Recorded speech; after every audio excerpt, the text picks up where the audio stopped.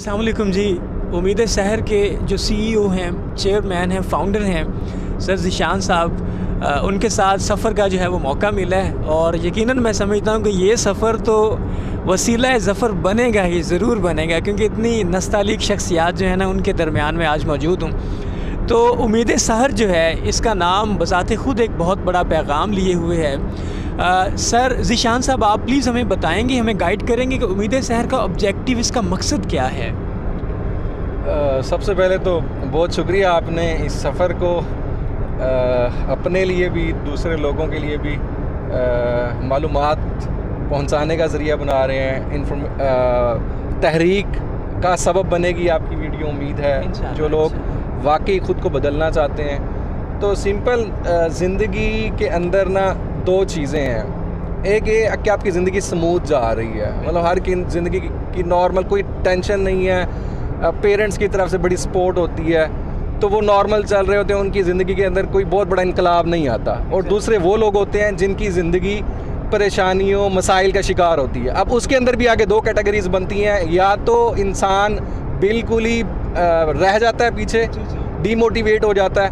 दूसरा ऑप्शन ये है कि उस जो आपकी मसाइल हैं, जो आपके आगे बढ़ने के जो मसाइल हैं, आप उनको ओवरकम करके, हर्डल्स कवर अप करके, हर्डल्स को का सॉल्यूशंस निकाल के आप अपनी जब ठान लेते हैं, मैं उसको अक्सर हदीस कोट करता हूँ, अगर किसी ने अपने ईमान का लेवल, मोमिन का ईमान का लेवल ये होना चाहिए कि वो कभी मायूस ना हो।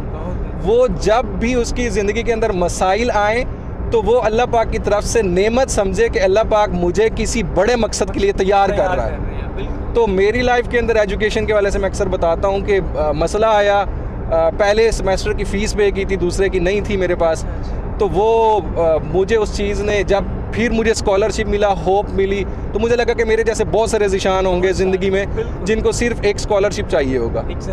तो बस वही एक चीज़ थी कि अगर मुझे स्कॉलरशिप ना मिलता तो मैं स्टडी ना कंप्लीट कर पाता, लेकिन उस मोमेंट्स के अंदर ख़ुद को स्ट्रॉन्ग किया, डटा रहा कि इस सफ़र के अंदर आगे बढ़ना है, ख़ुद को मनवाना है। तो ये मेन चीज़ थी। सबसे पहला मेरा जो बेसिक ऑब्जेक्टिव है लाइफ में, मेरी स्टडी अगर डिस्टर्ब हो जाती तो मैं आगे ना बढ़ पाता, मैं लाहौर ना आ पाता, आज आपके साथ बैठे गुफ्तगू ना कर रहा होता।